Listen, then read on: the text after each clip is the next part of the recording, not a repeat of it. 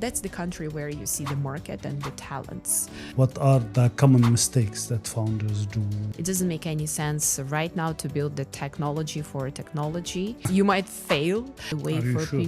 I'm so proud of my friend Arina Himer, who just created the overall guide for the founders. And you contributed to it. It will save you time, it will save your resources. This is something that market needs. This morning I was reading about it. So it's a space of visionaries overall. We need to grow the adoption. And Synergy between Web2 and Web3 happening. it's good or bad? I'm super bullish long term. Good morning, everyone. So I have today Juliet Su with me. She's a partner at NewTribe Capital, one of the most active Web3 venture capitalists in the UAE. So sitting down with Juliet is always interesting. And frankly speaking, I'm learning sometimes every time we sit and talk together. So today we're focusing on her views on venture capitalists, how the investment thesis is shifting, what she's seeing in founders' quality and deal flow, and where she believes the next wave of opportunity is coming from. Hello, Juliet. Hello, thanks for inviting me. It's such a pleasure to be here. You are always welcome. So how the investment thesis evolved over the past year, and especially with the market slowly picking up and moving out from the tough cycle? Well, it was quite a bit of shift in the market, I might say, within the last year or even more, because, as an investor, you're always expecting some new cycle, right? So you're expecting that it's going to be some bull run. So that's the reason you place your money, because there should be some future in the progress of the things that you believe in.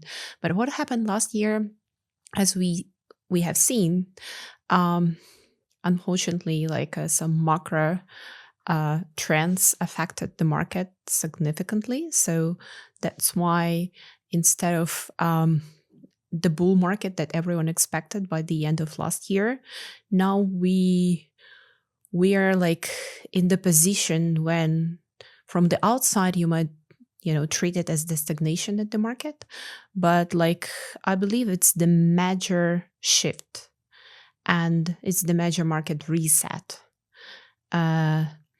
Not only in terms of the narratives, but in terms of the whole positioning of Web3 space in general.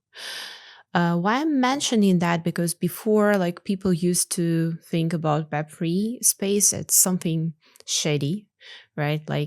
So you go to some traditional investment conference and then you mention that you're investing in Web3.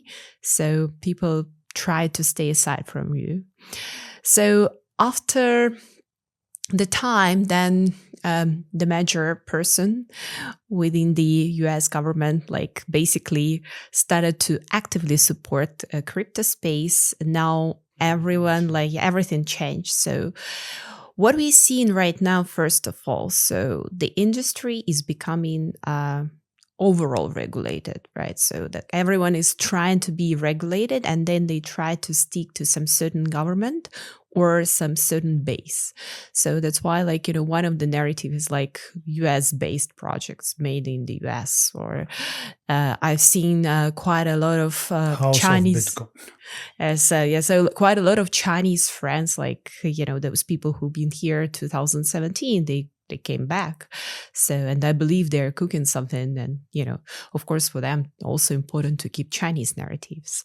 And we are here in the UAE. And for us, it's also important to have some homegrown unicorns, not only in the traditional space, but within the crypto space itself as well. And then so regulations are coming, and then lots of institutions and traditional companies, enterprises, they started to look at the technology itself in order to improve the operations that they are having within their business, or maybe increase the revenue by using some technology. So now people started to treat blockchain not as something like a highly speculative, but something that could be used. And of course, like, now we are seeing multiple initiatives within stable coins, right? So because we are like on the age of the globalization, and that's why using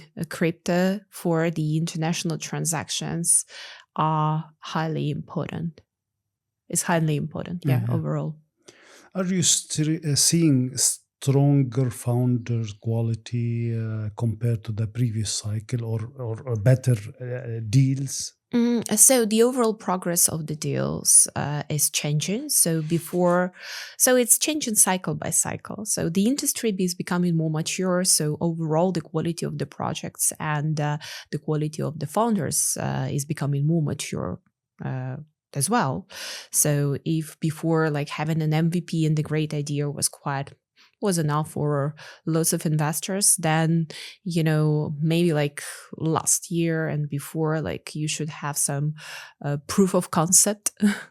So at least like, or some so we should see what you're building. And nowadays, basically lots of investors looking at something with some decent revenue already and something which is up and running, and they just want to scale. So that's why like fundraising is quite important, like something self-sustainable, I might say. In terms of founders, we are seeing multiple founders again from the traditional spaces coming into the Web3. As I usually say, it's like we are experiencing some fintech renaissance overall. Why? Because there are multiple fintech/blockchain solutions we can see in the market as well. So that's why, like, it's a good chance for fintech founders, like somebody who's been within the banking for a long time, to start something in crypto. So the quality of founders, of course, is becoming better overall as well. So going back to the previous discussion and talking about UAE a little bit. So you've been here for a while, and now, as you said, the narrative is shifting in the US, and a lot of expectation from US and the US as a market and as a destination for founders. So what's still how UAE is still different? How do you see UAE doing compared to what's coming probably in the US?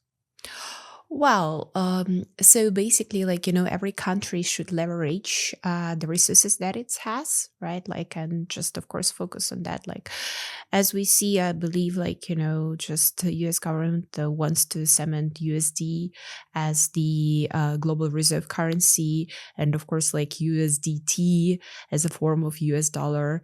It's quite important for them because it's the way for people. Why? Of course, like, no, because they see, like, just think about it. Like, everyone around the world is basically using US dollar right now. It's just the digital form of US dollar. So, but it's at US. It's not a US company at US. Okay, yeah. So they have a USDC, yeah. Which is basically similar, yeah. And this is that's the country where you see the market and the talents, right? Like, because everyone is looking at who are your customers, how many customers you have, how big is the market. It doesn't matter what space it is, that are the most important factors. So here we are in the UAE. So first of all, we have quite a big emerging market here in terms of the technology, and the overall we have government which is supporting the Web3 technology, and which is basically building the infrastructure for this technology and supporting the communities. And at the same time, we see the proper regulations coming in the UAE. And I do believe that UAE is aiming to be the leader for the Web3 regulations globally. Just to mention VARA, and the first attempts, like the pilot projects within tokenization and RWA. And of course, because they've got this experience and they started to regulate companies within the Web3 space for the last few years. And over those years, they accumulated quite a few experience. And now, I believe they could be like number one regulator in terms of tokenization. Yeah, they are on the track of doing so. So what do you still, as an investor, as a fund, what do you still believe it's missing in the Web3 ecosystem in Dubai in terms of regulation and readiness to just be ready for the next phase and the next cycle?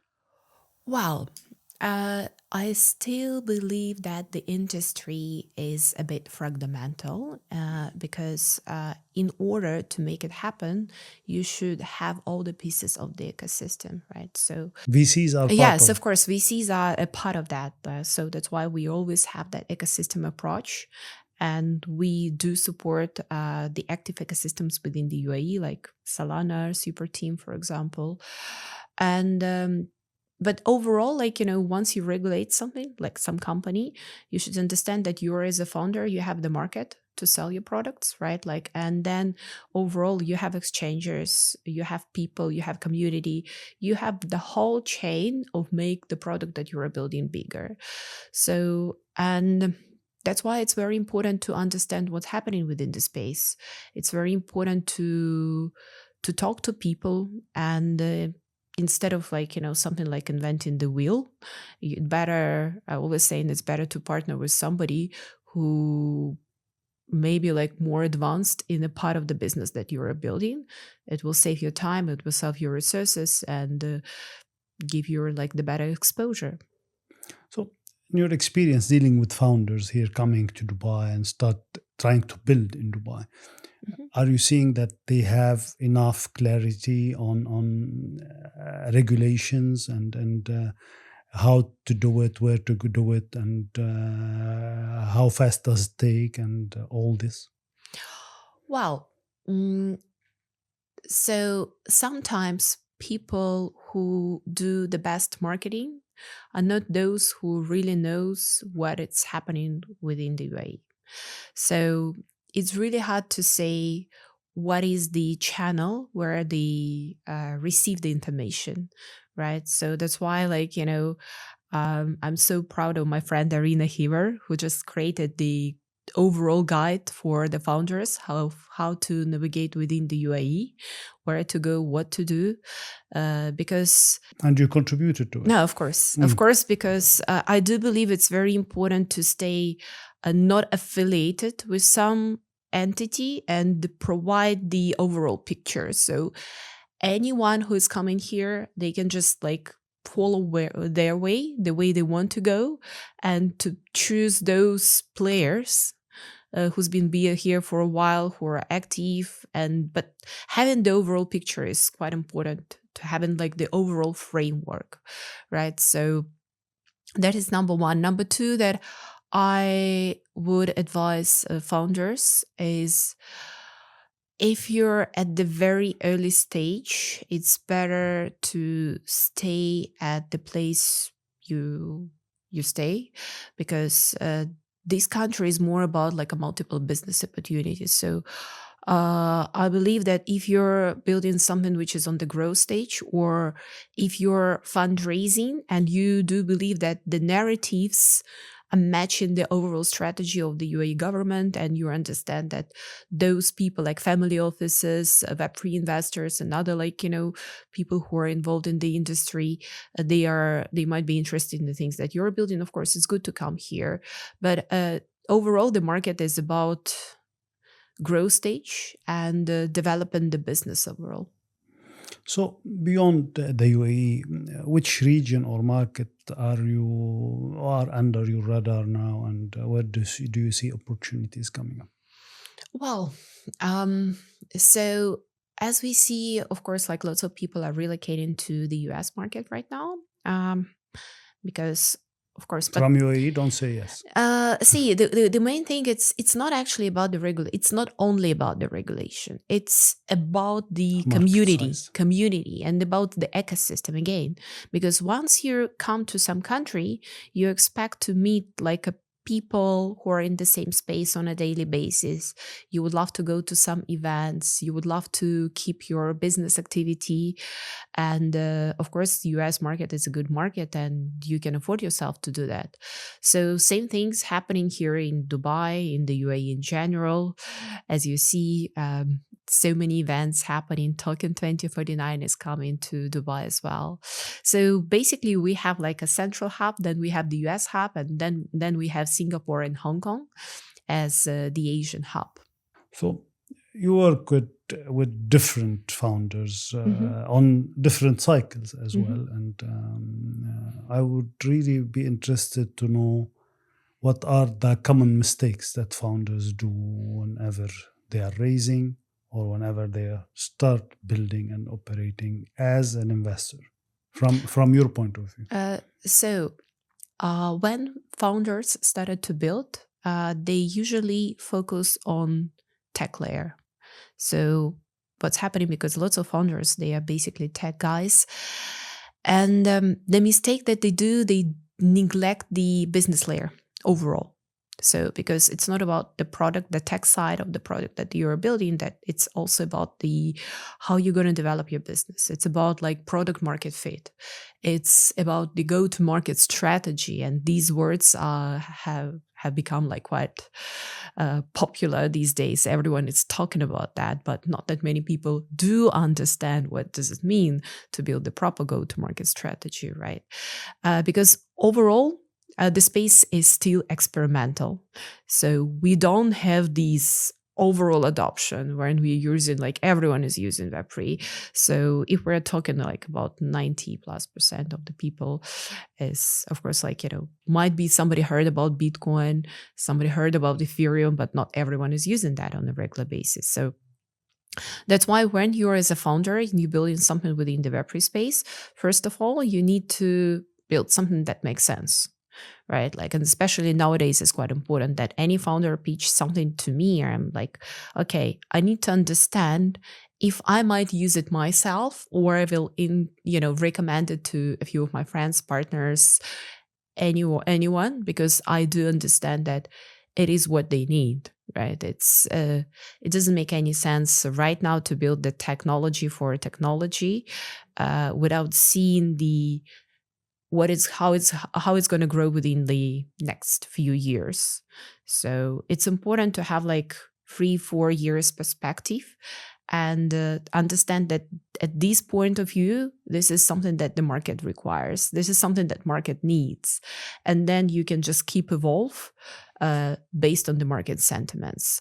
But having the overall vision is really important. And then understand who are your clients.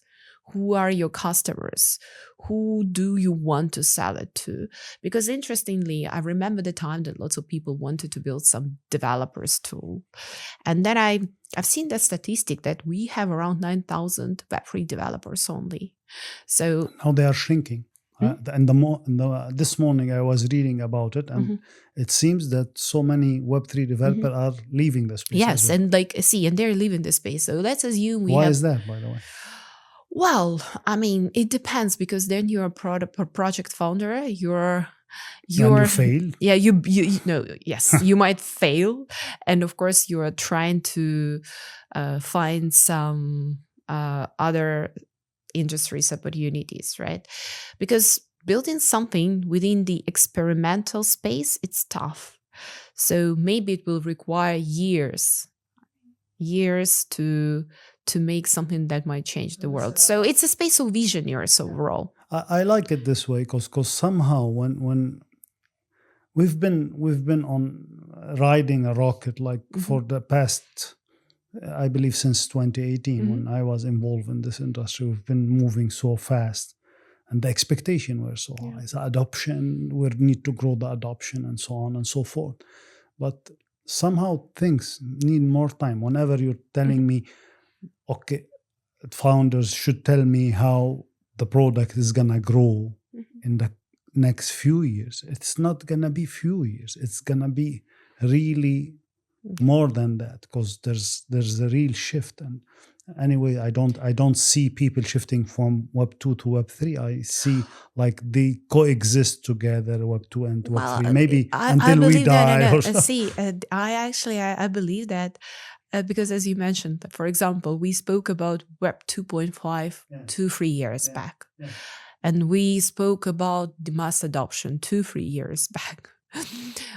And the scalability, right? And then everyone like look at all those L2s, whatever. It's like, and then everyone started to build that technology that helps scalability and mass adoption.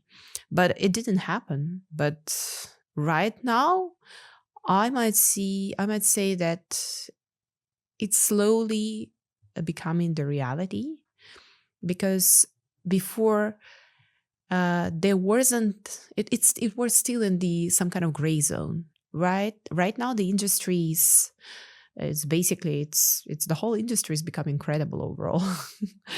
So that's why like enterprises and traditional companies, they are at least within the payment. Like, let's simplify things out, right? So if you build some big marketplace, like we have one portfolio company that is partnering with Uber, and they provide chain abstraction layer.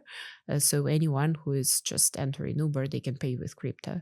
I mean, it's a simple example, but that's at least it's a good utility. Yes, the synergy between Web 2 and Web 3 happening, right? So it's good. It's good. So did you harvest, as a VC, did you harvest your investment on the peak of the market, or are you still holding things?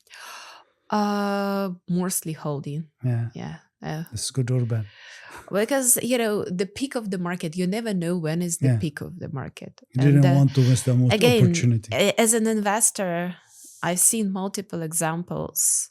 Then, there is a term like tourist VC. So somebody who is like started VC for the bull run, then they do invest, they get the profit and disappear. And I'm here from 2020, and I don't want to be. You're doubling down on UAE still. Yeah, I'm still doubling down on UAE, and I don't want to be somebody who is here just for a short-term profit. And I'm that part of the visionaries who believe in the future of technology long-term. So even if I'm short-term bearish, I'm super bullish long-term. Perfect. Thank you, Juliet. Thank you, everyone. Thank you.